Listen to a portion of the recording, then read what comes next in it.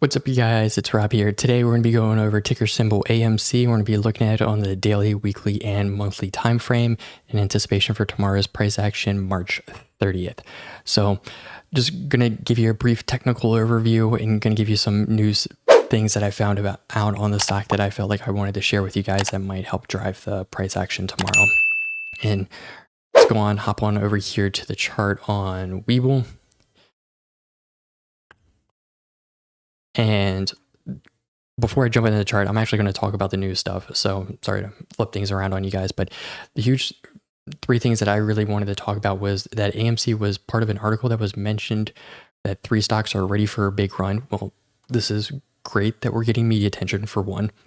And now this really doesn't mean much, but what this does also mean is that the media is also becoming accepting the fact that AMC will stay at these levels, if not move higher. Now, if you remember a couple days ago, we were talking about AMC being a stock to sell or to get rid of, and that one guy on CNBC that said it was worth 1 penny, who's an utter joke. Like, the stock isn't worth 1 penny. It's worth a heck of a lot more. So that was the first tidbit of news that I want to talk about. And the second huge thing I want to talk about was the movie Godzilla versus Kong. I believe it hits theaters actually later this week, and it did over $121 million in the box office already and did about 70 million of that in China. So overall positive reviews on the movie, which is a great news catalyst for the stock and is showing that once this movie comes to theaters in the United States later this week, we should be pretty much similar positive reviews on the movie. And with this movie, I'm not saying it's going to say that AMC needs saving or anything like that, but it's going to provide that positive news catalyst that's going to help drive that price action upwards and support us as we take our general bullish uptrend. So that was the second tidbit that I wanted to talk about. And the other thing that I just want to mention before I share the last thing, we outperformed the market. So we got to remember that when you outperform the market on a single day and that stock outperforms it, you got to take it as a victory. It's a small victory, and it's one that we should take, pocket, and just save for later, because we're on our way to the grand victory and being on the moon. So, and the last thing I want to talk about was a lot of people, I've seen a few comments about this on Reddit, I've seen it online, and I've seen a few news articles talking about how Disney Plus and Paramount and Hulu and all these streaming services are going to be competitors for movie theaters. And I really don't view it this way, because from what I've understood, when you buy a movie, when you get a Disney Plus subscription and the movie gets released at Disney Plus the same day, you have to pay $30 for the movie. Get out of here. I have a much better experience going to the movie theaters, buying a movie ticket for $5 or $6, buying my overpriced popcorn and buying maybe my small size drink, because I'm going to need to get a small between two people. Like, okay, like, whoop-de-doo. Like, I'm going to have so much of a better experience than sitting at home. Yeah, there's going to be some people that are going to sit at home and just pay the $30 kind of thing and just be lazy about it. But personally, I would prefer to go to the movie theater and watch a movie in the movie theater. And I think the majority of people are going to side along with that also. So let me know what your thoughts are down in the comment section. Do you think a lot of people are just going to be sitting at home watching movies as they get released and paying that $30? Or do you think they're going to be going into the movie theaters and buying our overpriced popcorns that we probably are going to miss, along with our overpriced drinks and candy bars and all that kind of stuff? So, but before I dive into the technical analysis, if you guys can, please do me a favor and like the video, give me a subscribe, ring that bell, do all the things for the YouTube algorithm so we can get this video out there and more people can see it. I would greatly appreciate it. So, all right.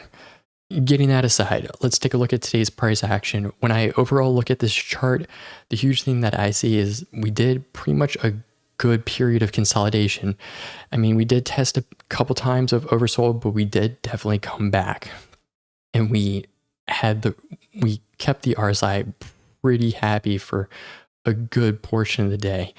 And the huge thing that I really want to point out here is the 1051 resistance level. This is a level of resistance that we've broke through today, and we got all the way up to 1076, and then we broke all the way through it, and then we broke through it. So we weren't able to maintain it for a long period of time here. And that's the huge thing that I'm going to be looking for tomorrow is, can we take that level of 1051 and turn it into a level of support versus resistance? So the other huge thing that I just want to highlight is when we hop out here to the 5-day, and we can take a look. Yeah, let's go ahead and take a look at the 5-minute.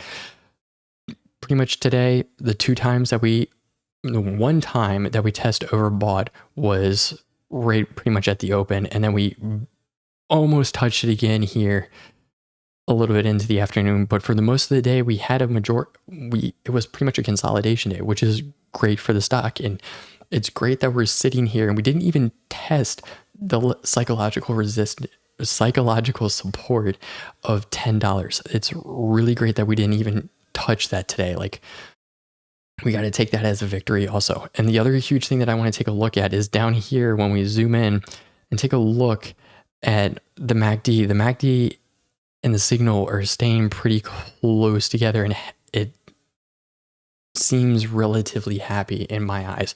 Now, if we take this out to the 30-day, and then let's bring this out. Can I bring it out to the 4-hour? Yeah, let's bring it out to the 4-hour because I like my 4-hour chart better. If you take a look at this for pretty much the